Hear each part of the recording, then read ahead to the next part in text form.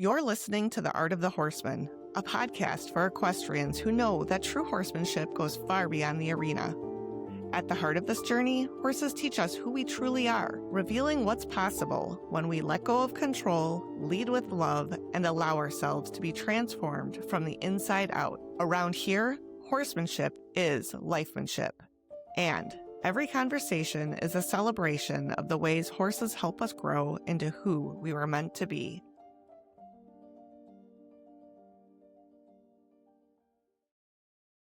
I was telling Stormy I'd watched her documentary last night, and Stormy, it has resonated with me at so many levels. And you start out with Mark Rashid, whom I've seen since I was in my teens. I was fortunate in our area that we had him come to the area, and my parents rode in a lot of clinics, so I got to watch him start my dad's horse. And just in the whole movie, it's always going into us focusing on ourselves and realizing that it comes from us, which I think a lot of people hear when they are being taught, it's the rider's fault.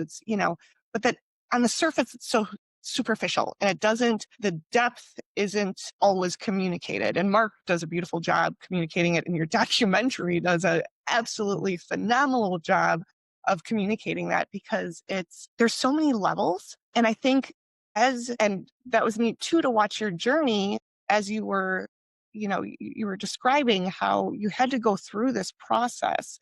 And everybody in the fair, we're going to have so many people at such different parts in their journey. And each part causes us to see things a certain way.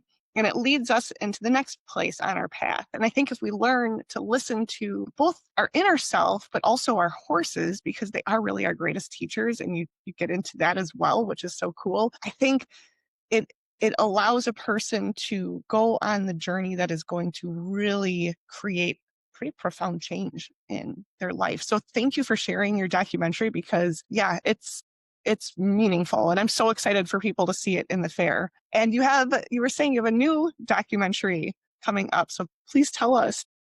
So it really is the continuation of The Path of the Horse, but The Path of the Horse, most people don't realize I made it 13 years ago. And so since then, it still seems so relevant, but it was such a long time ago for me. And I got more and more into it is personal development. It is being the person you want to be and living the life you want to live. And how do you create that with horses and in the rest of your life? And so I studied with the teachers in The Path of the Horse, and then a lot more since then, and really refined down kind of a very effective, very current way to step out of conflict and into harmony. We're sold the idea that, well, once your horse is trained, then you can be happy, then you can have peace, and then, they'll respect you.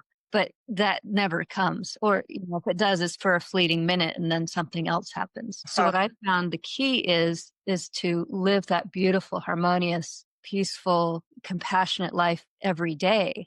And then you don't have to wait until your horse is trained or till you have the right combination of circumstances. You'll have it later because you know how to have it today. So that's what the new documentary is about. And I'm hoping for it to actually be a mini series of these ways that are very effective at getting us the life we want to live, both with horses and the rest of our life. So the actual story that we're going to build this episode around is a trip to Switzerland that we just took this summer. And we filmed one of my online students. I have another woman that I'm collaborating with. And we're going to tell her story as she progressed through learning these things, and then show her with her horses and the changes that were made. So that's what I'm up to. That's excellent. And I think it's so neat to be able to see, and you're doing this, you're documenting in the movie, you documented, or in the last documentary, you documented your journey. And now we're getting to see it through one of your students, which would be so interesting, because everybody's journey is so different and it's so personal to where they're at and who they are. And I love how you're talking about how it needs to happen now. It doesn't have to be this thing that, it's somewhere in the future we'll get there, because really it's how you show up today that matters. And that's so cool. That's so cool to hear. So when can we expect this? I know you said soon. Yeah. And it depends on the air date. We're recording this ahead of time. So likely, actually, by the time people are watching it, at least the trailer will be out. We're doing some fundraisers to get the funds to finish production. And then, boy, this year, Okay. in a few months. Excellent. And so if you're watching this interview, under the interview, we're going to definitely get a link to the trailer and a way to access the series. And I'm sure they have to sign up for it somehow. And so we'll get you that information so that you can take a look, because I am 100% certain you're going to find some super valuable information and insights in this. And I'm excited to see it. I'm really excited to see it. So thank you for sharing that. Yeah. So on your journey, what would you say has given or yielded? Well, first of all, so a lot of people, they feel like they're a failure, or they're failing their horse, or they're not good enough. What can you share? Because I think it's good for people to know, what was your biggest failure with your horse, but then how did you take that and transform it and change it into something that was actually okay because it brought you to where you are now? Yeah, I would say I had two real low points, and that they both were part of what drove me to make the path of the horse, which was, the flowers that I grew with the fertilizer. But the low points were actually two particular horses I had. One was a Dutch warm blood mare who was going to be my Olympic dressage horse, and she was just not okay with being ridden. She loved me. She was great on the ground. No problems there. But once I got on to ride, it was just a fight every time, and she had so much potential, so frustrating. And I tried everything. I tried the gentle techniques. I tried the harsh techniques, and it was still this ongoing battle for 11 years. I'm persistent. Yeah. Until I realized she's right. This writing thing is not something that is going to work for her and I together. At that point, I was already a successful horse trainer, so I didn't really doubt my methods. But of course, I was always looking for better ones. And then really the last straw was this pony mare that was sent to me as a 3-year-old to be started and trained as a kid's pony. And she too just wanted nothing to do with that. She was fine on the ground, but once you started to force her into doing things, she just said no. And I didn't like who I was forcing her to do this. Like, I thought there was this mysterious way that she would want to do it and I would want to do it and we would do it together. So that's when I said, okay, I can't keep doing this, because it looked like me hurting a pony, and not okay. I was the gentle horse trainer, and if I couldn't find anything better, and if I sent her to somebody else, they would have done it more. So that was just not okay. I just said, forget it. I'm not going to keep doing this. And that's when I found the solution, which was go and study from these amazing masters of horsemanship and really assimilate. All in. I mean, you Yeah. went I sold the ranch. I really did sell the ranch so that I could have the money to do it. big, that's huge, because I mean, we've had our farm, and so I understand you get so attached to it, and to, the farm, the animals, the lifestyle, everything. So that's a huge jump. So for people that are listening, sometimes you do have to maybe make a pretty big change, because if you don't change yourself, it's not going to change itself. So it does come to us making the changes. So that's Mhm. yeah, I just wanted to share that you made this huge, huge Yeah, change. thank you. So after that, we're still 13 years ago. I started studying then more with human teachers and, human development teachers, and, all sorts of different modalities, every sort of healing technique and therapy and all that.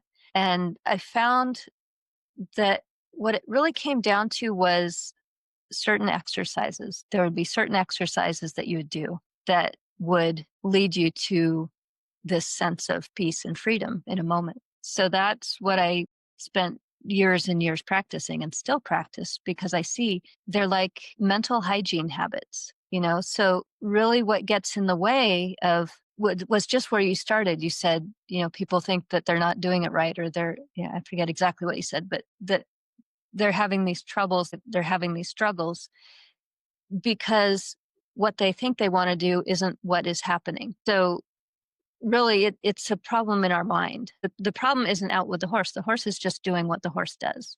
Looking like a 2-year-old human child is having a problem because they're having a tantrum. They're not having a problem. They're expressing themselves in the only way they know. So if a horse is bucking or bolting or rearing or shying or whatever, it's not a problem. They're doing what they need to do. So the problem is we have a problem with that. So how can we come into harmony with accepting the horse as they are in that moment? And then that's what allows the horse to shift. Because if we're not adding fuel to the fire, they come back really quickly and are like, you're not going to hurt me. You're not going to force me. You're not going to hit me. You're not going to scare me. Okay, I feel safe with you.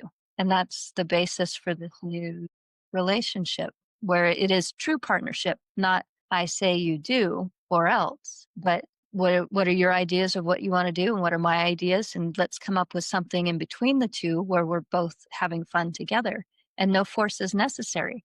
Because I don't want to be the kind of person who hurts a horse, even to the extent of, if I really don't need to, am I going to put a halter on and pull them where I want them to go? Of course, if I need to, if it's an emergency, sure, of course. But what else am I doing it for? Is it for myself because I think I want to show that I can control you? Or is it really for the horse's benefit? Right. That's cool. And it sets it up so that the horse has to want to be with you. And you have to then therefore come from a place where you create that, which is any friendship, right? Any relationship. It's a two-way thing. And it needs to be, you have to bring something in order to get something out. And that's what I hear you saying is, what are you bringing into the relationship? Yeah. Yeah. Why would the horse want to be with you? What are you bringing to the horse's life? What are you enriching the horse's life with? Right. Neat. That's so cool. And I think that's so important. So would there be like a exercise that somebody could try to help them with their mind and the mental side of things? Some simple takeaway that we could, or you could offer people that. Yeah. And actually, with this series, I'm going to be offering that Awakening with Animals audio series. Yeah. Those are all great ways into finding this place within yourself so that then you are in a space to connect with your animal. And so those are more like guided visualizations. And they also have the music soundtrack with them that helps your brain synchronize the different hemispheres. So you end up feeling a lot more still and present and positive than when you started. As far as something real quick we could do right now, well, let me back up. So there's two kinds of exercises that I find are very useful, most useful. And I'm just kind of making these two categories because they are rather different. The first is presence. So that would be anything that brings you out of your thinking mind and into this breath. How does the air feel? How does my foot feel? What does it feel like inside and out? Because if you're having a problem, I can almost guarantee it's because you're thinking something. It's not a nice thing. There was a study recently done that said we think about 50,000 thoughts a day. And of those, 95% of them are repetitive and 80% of them are negative.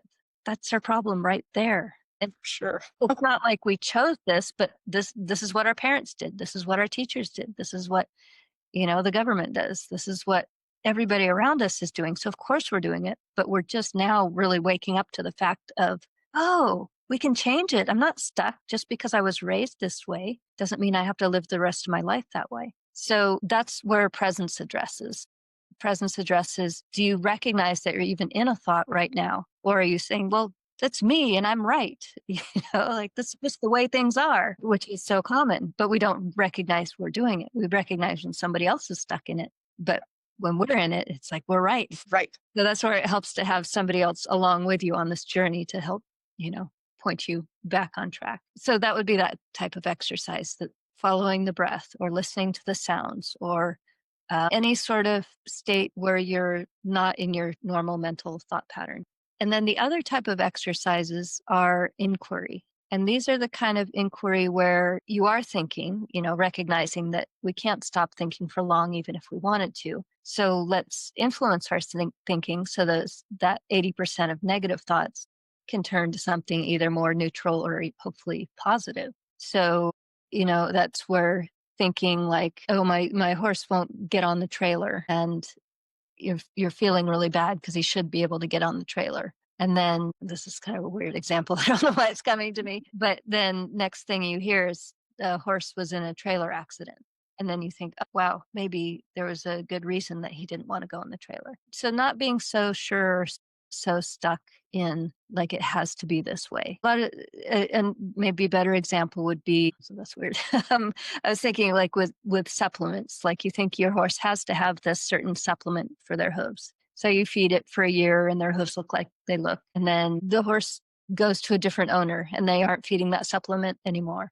And then all of a sudden the horse's feet look better. So questioning those kind of things where we're sure that we're doing the right thing, but is that thought bringing us peace? Is that thought feeling in the flow? Is that thought feeling like something that is adding to our harmony? Or is it another one of those negative thoughts that's disturbing us? And again, you have to have the presence part first, because otherwise you're not even realizing that you're stuck in a thought.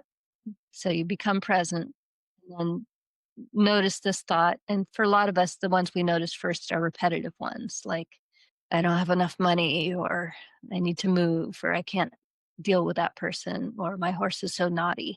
Those ones, well, if we could just change those, it changes our life. Right. So are you encouraging people to, when they have a thought, go into more of that presence or that feeling state and see how that thought is influencing where you're coming from right now? Yeah, and that's a good way to put it. Really, as you start to study yourself in this way, your negative thoughts and your negative emotions become your guides. They become because that we don't have a problem with our good thoughts and our good emotions, so let's leave those alone for now. But what about those negative ones?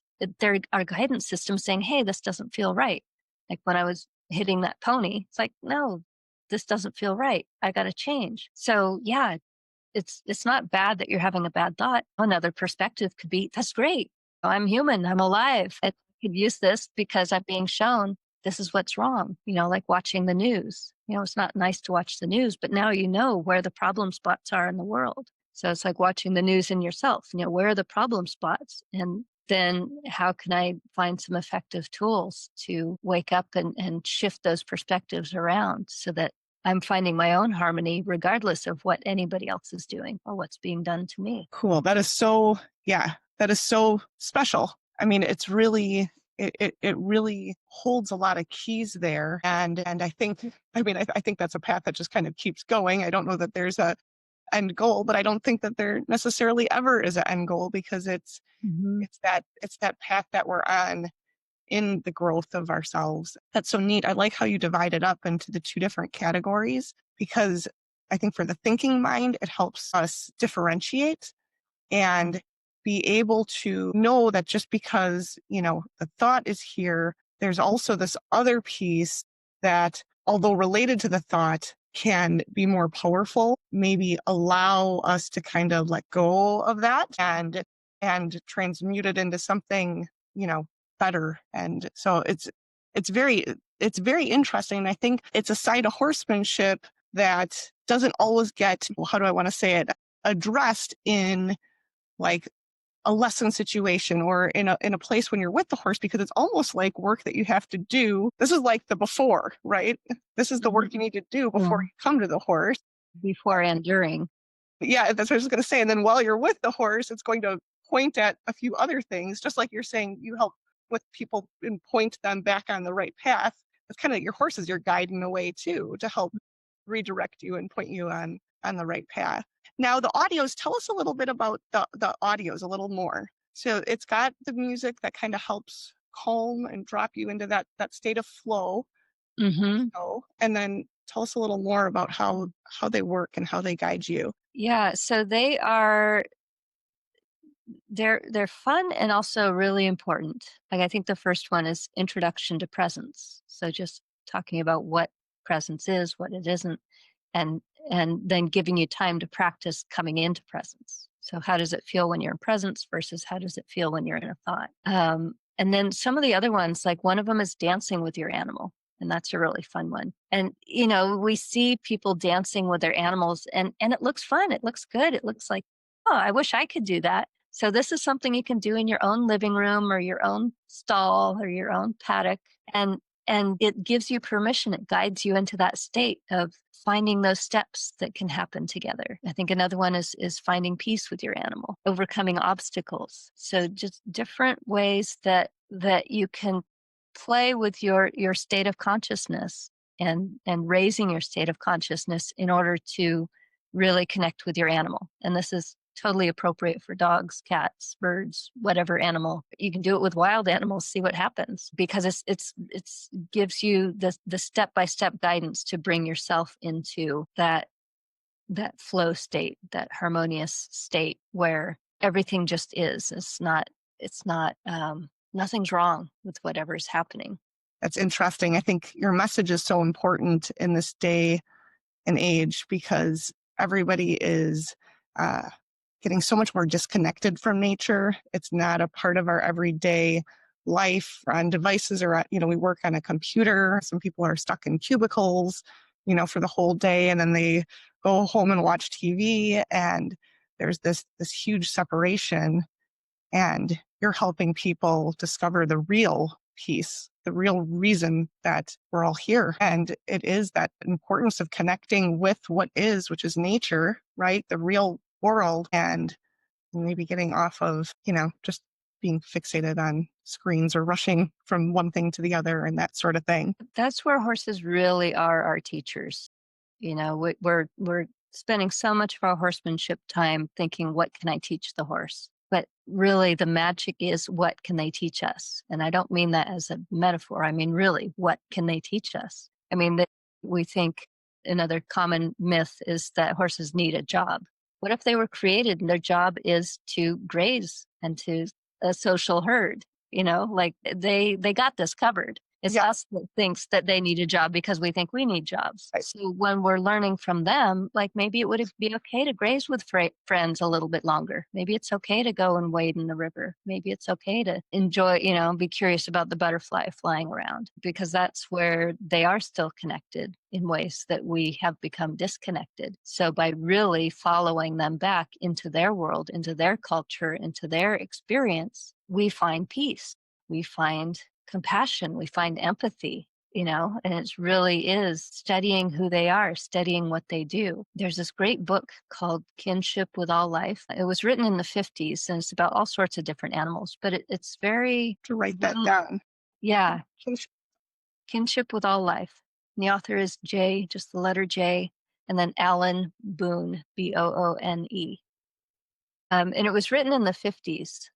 And this guy comes with such an innocence to animals and just wants to learn all about them. It starts with him studying this dog that was a big film star in the 50s, and then goes to describing his encounters with skunks and worms and flies and horses and dog and cats and all sorts of other animals. But the way he writes about it is very much, he's not trying to teach them anything. He is trying to listen to them, learn their language, find the wisdom that they have to share. So I think this path is very similar. It's, what do the horses have to share that can help reconnect us back with us as humans? Really, if you think back to why we started using horses for our own purposes, it was for meat, it was for transportation, it was for warfare, it was for farming. These are all human things. It never has been, who are they for themselves? Well, other than maybe people who study wild horses and wild herds. So this is really going back to removing us as the dominators of nature and back into real partnership with nature, where it's just as much about what you want to do as what I want to do.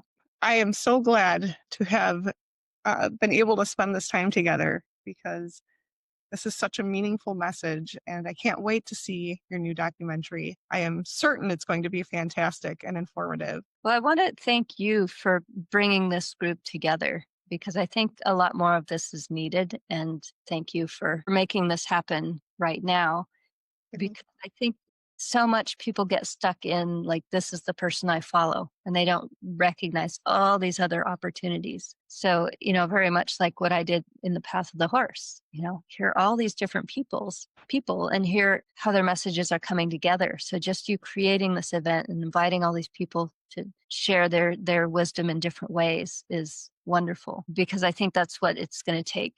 I've done a lot of my big goal here is world peace, and world peace is a lot of people with individual peace. So as people see different ways to find that, we're all walking towards a more peaceful world. So thank you for doing this, because you're doing what needs to be done, and really cross-pollinating all these horse lovers. Thank you. I appreciate you seeing it for what it is too. And it does. We have so much to learn from one another, and we can only grow if we can come together in peace, right? And Hmm. be able to recognize the goodness in what others have to offer, even if it doesn't quite mesh with where we're at right now, because it might help somebody else come along that path, or it might be beyond where we're at, and we can't even comprehend the things that they are speaking to.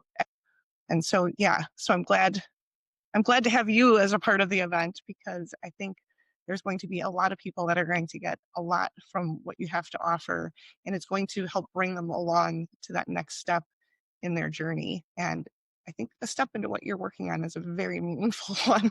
Very, very Yeah. Thank you. cool. All right. Well, I'd like to thank everybody for joining us. And yes, and thank you to Stormy for sharing her story. Thanks for riding along with us. If you're finding these conversations meaningful, leave us a quick review and help bring more of this work into the world. If you'd like to take it deeper, head on over to becauseofthehorse.net. Grab a ticket to our free online horse fair, or check out our other learning paths and resources. Because of the Horse, I believe in better people, better horses, and a better world.